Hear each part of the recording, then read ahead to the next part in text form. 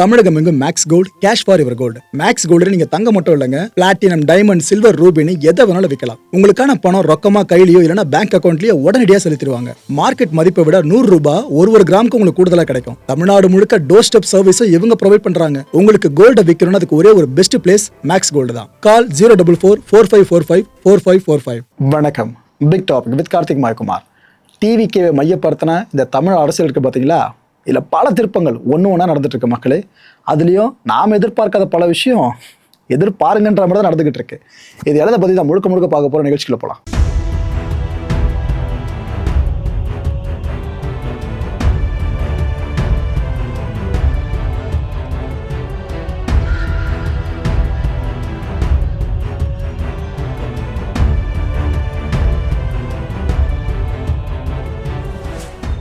என்ன ப்ரோ இது? ஏதோ மேல்நாட்டை சேர்ந்த ஒரு போலீஸ் அதிகாரியோட உடைமை இருக்கு. இதுக்கோ என்ன சம்மந்தம்னு கேட்டீங்கன்னாக்கா சம்மந்தம் இருக்கு.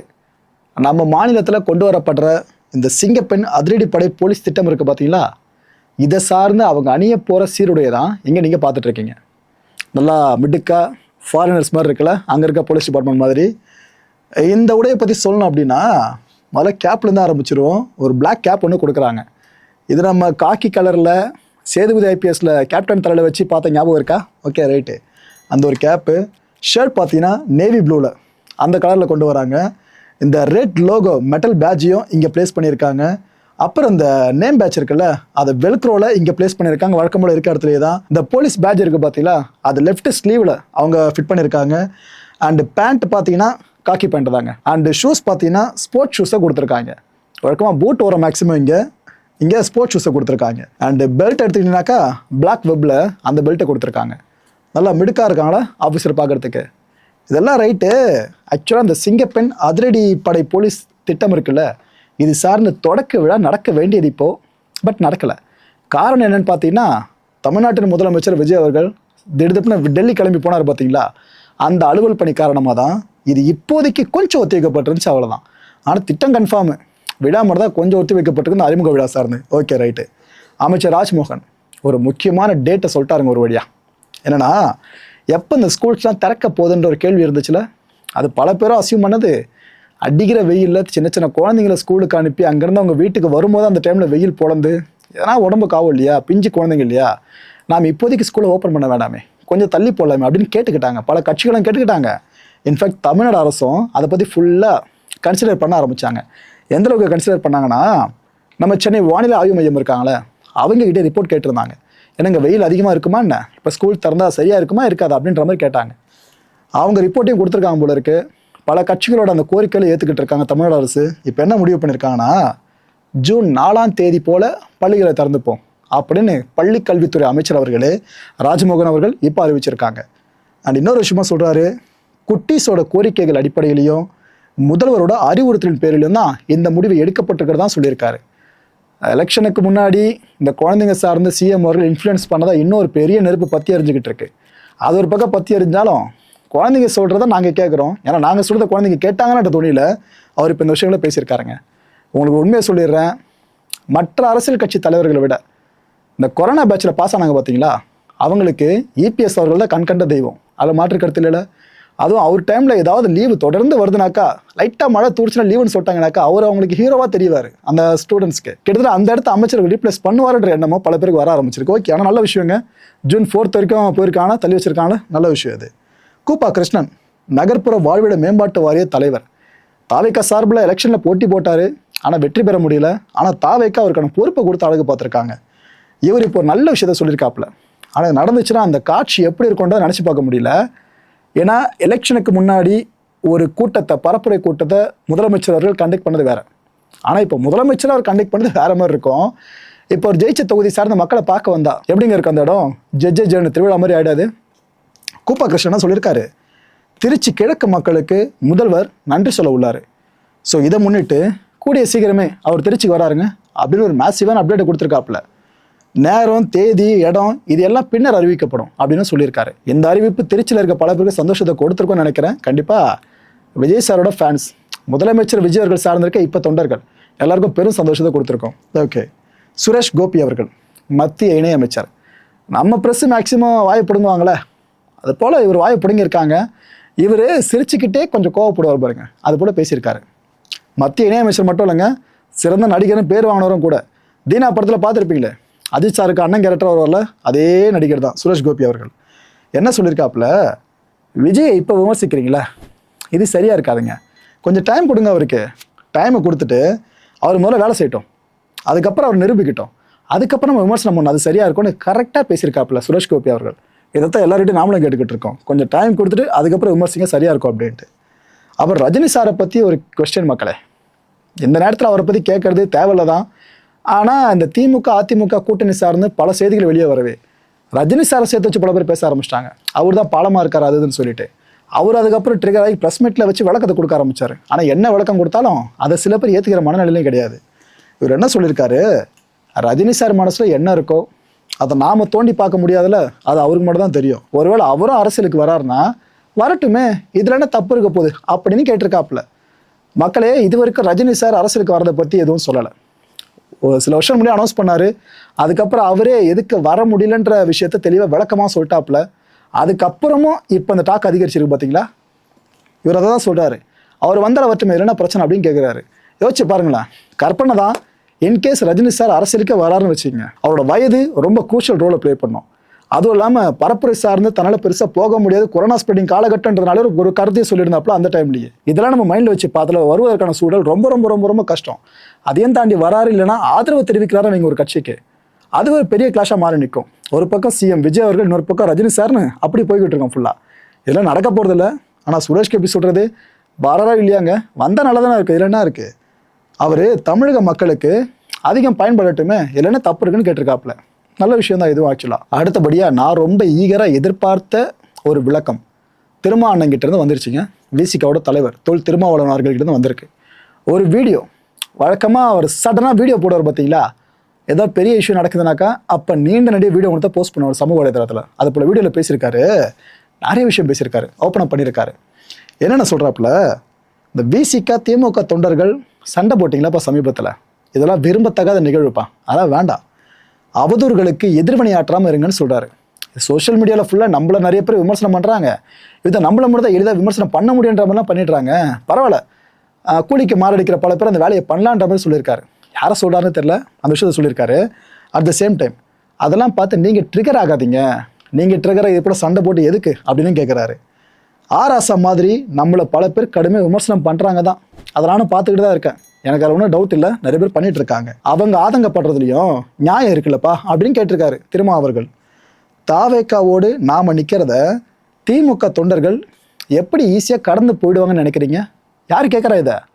விசிகாவோட தலைவர் இந்த ஒரு கேள்வியை கேட்குறாரு. அது மட்டும் இல்லை, என்னோட நேர்மையை பற்றியும் விசிகாவை பற்றியும் அண்ணன் ஸ்டாலினுக்கு நல்லாவே தெரியும். அமைச்சரவையில் இடம்பெறத அவர்கிட்ட என்னால் சொல்ல முடியல அந்த டைமில்.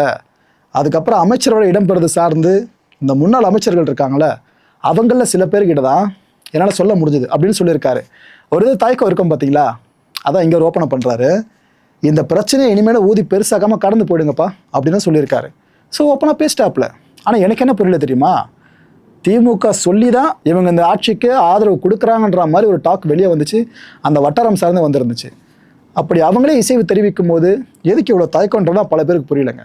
அப்படி இல்லைன்னா திமுக முடிவையும் எதிர்த்து விசிகா அமைச்சரோட அதிகாரத்தில் பங்குன்றதுனால இந்த பக்கம் போயிட்டாங்கன்ற ஐயமும் பல பேர் எழ ஆரம்பிச்சிருச்சு. ஓகே ரைட்டு, அதுக்கெல்லாம் சேர்த்து தான் அண்ணன் இந்த வழக்கத்தை கொடுத்துருக்காப்புல. தாவேக்க ஆட்சி கவிழ்றதுக்கு நாங்கள் இடம் கொடுக்கவே மாட்டோம்னு சொல்லியிருக்காரு. மக்களே, பெரிய பிரேக்கிங் நியூஸே இதுதான். ஏன்னா பல பேர் அசியூம் பண்ணது 6 மாதம் பார்ப்பாங்க, அதுக்கப்புறம் டிஎம்கே சொல்கிறத கேட்டு இந்த ஆதரவு வாபஸ் வாங்கிடுவாங்கன்னு சொன்னாங்க. ஆனால் அண்ணன் தெளிவாக சொல்லிட்டாப்புல, நாங்கள் ஆட்சி கவிழ்த்து விடமாட்டோன்னு சொல்லியிருக்காரு. ஏன்னா அமைச்சர்கள் இடம் கொடுத்துருக்காங்க, சாதாரண விஷயமா. அந்த நம்பிக்கையில் 5 வருஷங்கள் வரைக்கும் அவங்க திறம்பட ஆட்சி தொடரட்டுமே, இதில் என்ன இருக்க போகுது, விமர்சனங்களுக்கு இடம் தரும்படி தாவேக்க தலைமை செயல்படக்கூடாதுன்னு மட்டும் ஒரு கண்டிஷன் அப்ளை மாதிரி தான், அதையும் சொல்லியிருக்காப்புல. ரைட்டு. பொன் ராதாகிருஷ்ணன் அவர்கள் ஒரு காலத்தில் பாஜகவோட முக்கியமான முகமாக திகழ்ந்தவர், முன்னாள் யூனியன் மினிஸ்டராக இருந்தவர். அவர் என்ன சொல்லியிருக்காரு, இப்போது ஆர்எஸ்எஸ் பேர பிள்ளையாக மாறிய விசிகாவுக்கு வாழ்த்துக்கள்னு சொல்லியிருக்காரு. மக்களே, இப்போ தான் திரும்ப அண்ணன் எக்ஸ்பிளைன் பண்ணார், எதிர்வினையில் ஆற்றாதீங்கப்பான்ட்டு. அதுக்குள்ளே ட்ரிகர் பண்ணுற மாதிரி பேசிட்டார் பார்த்தீங்களா. எதுக்கு இந்த ஆர்எஸ்எஸ்ன்ற வார்த்தையில் எடுத்திருக்காருன்னு பார்த்தீங்கன்னா, முதலமைச்சர் விஜய் அவர்களை ஆர்எஸ்எஸோடு கனெக்ட் பண்ணி பேசினதில்ல, திருமாவண்ணன் முக்கியமான பங்காற்றினவர். ஆனால் அவங்களோட தயவுலையே தாவேக்கு ஆட்சி இங்கே வந்திருக்குல்ல, அமைச்சரவையில் விசிகால இருந்து ஒருத்தருக்கு அமைச்சர் பதவி கிடச்சிருக்குல்ல, இதெல்லாம் சேர்த்து வச்சு அவர் இந்த ஃப்ரேஸை பயன்படுத்துகிறாரு, ஆர்எஸ்எஸ் பேரப்பிள்ளை அப்படின்னு. அதாவது ஆர்எஸ்எஸ் பிள்ளைன்னு விஜய் சொன்னீங்க, இப்போ ஆர்எஸ்எஸ் பேரப்பிள்ளை அப்போ நீங்கள் தானே, அவருக்கு அப்புறம் நீங்கள் தானே வந்திருக்கீங்க ஃபுல்லாக ஆதரவு கொடுக்குறேன்ட்டு அப்படின்ட்டு இந்த வார்த்தையில் பயன்படுத்தியிருக்காரு பொன் ராதாகிருஷ்ணன் அவர்கள். இங்கே குதிரை பேரம் இல்லைப்பா, கழுத பேரம் நடந்துக்கிட்டு இருக்கு, அவ்வளோ தூரம் பெருசாக போயிட்டுருக்கு. மக்கள் எதிர்பார்த்த மாற்றம் இருக்குல்ல, அது இது கிடையாது. ஆனால் இதைத்தான் தாவேக்காவால தர முடிஞ்சிருக்கு.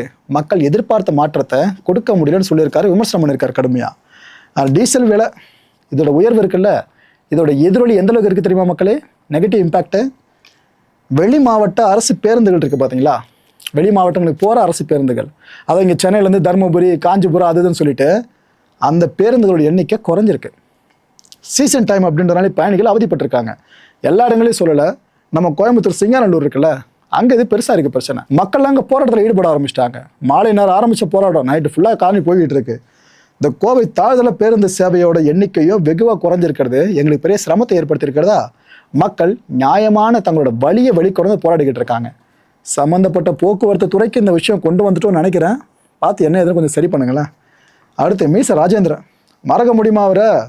நல்லா பெரிய மீசை வச்சுக்கிட்டு விஜய் அவர்களுக்கு எதிராக, இப்போ முதலமைச்சர் அப்போ நடிகராக இருந்தார்ல அந்த விஜய் அவர்களுக்கு எதிராக என்னென்ன பேசினார் ஞாபகம் இருக்கா? மீசை எடுத்துக்கிறாதுன்னு என்னென்ன விஷயங்கள் சொன்னார் ஞாபகம் இருக்கா? ஆனால் காலை எவ்வளோ வேகமாக சுற்றுது பார்த்தீங்களா? இப்போ மீசை ராஜேந்திரன் வேற எங்கேயும் இல்லை, தாவேக்கால தன்னை நினச்சிக்கிட்டாரு.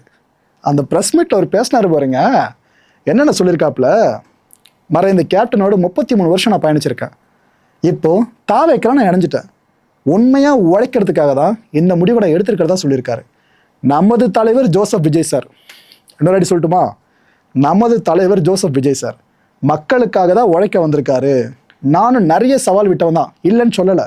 ஆனால் இப்போ நம்பிக்கைக்குரிய தலைவராக அவர் மாறிட்டார்ல, ஸோ நானும் மாறிடுறேன். அனைத்தையும் மறப்போம், மன்னிப்போம். அரசியலை பற்றி உங்களுக்கு தெரியல அப்படின்னா இதுதான் அரசியல் மக்களே. நிரந்தர நண்பனும் நிரந்தர எதிரியே கிடையாது. இப்படி தான் அரசியல் ஒவ்வொருத்தரையும் மனநிலை சார்ந்து மாற்றி விட்டுறோம். ரைட்டு. மமதா பானர்ஜி அவர்கள் ஒரு காலத்தில் வெஸ்ட் பெங்காலில் இவங்களை தாண்டி ஒரு முடிவை யாரும் எடுக்க முடியாது. ஆனால் இப்போ என்னென்னா இவங்க மேலே கேஸை ஃபைல் பண்ணிட்டாங்க. படம் பார்க்குறாம இருக்கல, முதல்வன் படம் என்ன இருக்குது, ஒரு வழக்கறிஞர் ஒருத்தர் ஒரு முறை இவங்க மேலே புகாரை கொடுத்துருந்தாருங்க. அந்த புகாரை இப்போ தூசு எடுக்க ஆரம்பிச்சிட்டாங்க. அது என்ன புகார்னா, போன வருஷம் இந்த ஈகை திருநாள் இருக்குல்ல, அந்த டைமில் மமதா பானர்ஜி பேசினாங்க. பேசும்போது சனாதன தர்மத்தை அசுத்தமான மதம் அப்படின்னு சொல்லி மத உணர்வுகளை புண்படுத்திட்டாங்க அப்படின்னு கொடுக்கப்பட்டிருந்த ஒரு புகார். அந்த புகாரை பேஸாக வச்சுக்கிட்டு போலீஸார் இப்போ வழக்கு பதிவு பண்ணியிருக்காங்க. யார் மேலே? மேற்கு வங்கத்தோட முன்னாள் முதலமைச்சர் மமதா பானர்ஜி, அவங்க மேலே கேஸை ஃபைல் பண்ணியிருக்காங்க. இந்த வெஸ்ட் பெங்காலில் நடக்கிறத பார்க்குறப்ப தமிழ்நாட்டில் இந்த விஷயங்கள் நடக்குமோ அப்படின்ற எண்ணம் லைட்டாக ஏற்படுது. ஆனால் தாவேக்கா தான் 118 இடங்கள்லையும் ஜெயிச்சு இங்கே அரசமைக்கலையே, கூட்டணி கட்சிகள் ஆதரவோடு இருக்காங்களே. ஓகே, அதை வைக்கும்போது சில ஐயப்பாடுகள் வரதான் செய்யுது. இந்த கான்டென்ட்டை பொறுத்தவரை நாமளும் எதிர்பார்க்க வேண்டிய ஒரு விஷயம் என்ன தெரியுமா, அவங்க ஊழல் செய்கிறாங்க அப்படின்னு பரப்புரையப்போ வார்த்தைக்கு வார்த்தை முதலமைச்சர் விஜய் அவர்கள் சொன்னாங்க. அதில் மாற்றுக்கருத்து இல்லைல்ல, அவங்க இவங்கன்னு பல பேர்களை சொன்னார் அவர். அதெல்லாம் உண்மைனாக்கா இன்னத்துக்கு ஆக்ஷன் எடுத்துருக்கணுமே. அப்படின்னா மறப்போம் மன்னிப்போம்ன்ற மாதிரி மீச ராஜேந்திரனோட அந்த பேச்சு இருக்குல்ல, அதே தான் இப்போ இருக்க அரசோட நிலைப்பாடுமா. இதை நான் கேட்கல, மக்கள் மனசு இருக்க கேள்வி அவங்க முன்னாடி வைக்க வேண்டியதாக இருக்கு, அவ்வளோதான். அடுத்த நிகழ்ச்சி சந்திக்கலாம். நன்றி, வணக்கம். தமிழகம் எங்கும் Max Gold, cash for your gold. Max Gold நீங்க தங்க மட்டும் இல்லைங்க, பிளாட்டினம், டைமண்ட், சில்வர், ரூபினி எதை வேணாலும் விற்கலாம். உங்களுக்கான பணம் ரொக்கமா கையிலயோ இல்லைன்னா பேங்க் அக்கௌண்ட்லயோ உடனடியாக செலுத்திடுவாங்க. மார்க்கெட் மதிப்பை விட 100 ரூபாய் ஒரு கிராமுக்கு உங்களுக்கு கூடுதலாக கிடைக்கும். தமிழ்நாடு முழுக்க டோர் ஸ்டெப் சர்வீஸை இவங்க ப்ரொவைட் பண்றாங்க. உங்களுக்கு கோல்டை விற்கணும்னு அதுக்கு ஒரே ஒரு பெஸ்ட் பிளேஸ் மேக்ஸ் கோல்டு தான். கால் 04445454545. என் நண்பர் மாயம் ஸ்டுடியோஸ் நேயர்களே, மாயம் பக்தின்னு ஆன்மீகத்துக்காக பிரத்யேகமா ஒரு சேனலை கொண்டு வந்திருக்கோம். மறக்காம சப்ஸ்கிரைப் பண்ணி அந்த சேனலுக்கு உங்களோட ஆதரவை மனப்பூர்வமாக தெரிவிங்க. வணக்கம் மாயம் ஸ்டுடியோஸ் நண்பர்களே. மாயம் ட்ரெண்ட்ஸ் அப்படின்ற ஒரு புதிய ஃபேஸ்புக் பேஜை ஓப்பன் பண்ணியிருக்கோம். நீங்கள் யூடியூப்பில் பார்த்துட்டு இருக்கீங்களா நம்மளோட கான்டென்ட்ஸ்லாம், இதெல்லாம் விட ஒரு படி மேலே ரொம்ப கிறிஸ்பாகவும் ரொம்ப சூப்பராகவும் நிறைய கான்டென்ட்ஸ் உங்களுக்கு இந்த பேஜில் காத்துட்ருக்குங்க. ஸோ உடனடியாக ஃபேஸ்புக் பிளாட்ஃபார்ம் போங்க, மாயம் ட்ரெண்ட்ஸ்னு டைப் பண்ணி சர்ச் பண்ணி நம்ம பேஜை ஃபாலோ பண்ணுங்கள். அப்படியே நம்ம சேனலையும் நீங்கள் சப்ஸ்கிரைப் பண்ணிட்டீங்க அப்படின்னா இன்னும் நிறைய புது புது கான்டென்ட்ஸை உங்களுக்காக ப்ரொடியூஸ் பண்ணி கொடுத்துக்கிட்டே இருப்பாங்க. நீங்கள் பண்ணுற ஒவ்வொரு சப்ஸ்கிரிப்ஷனும் எங்களுக்கு பெரிய மோட்டிவேஷனாக அமையும்.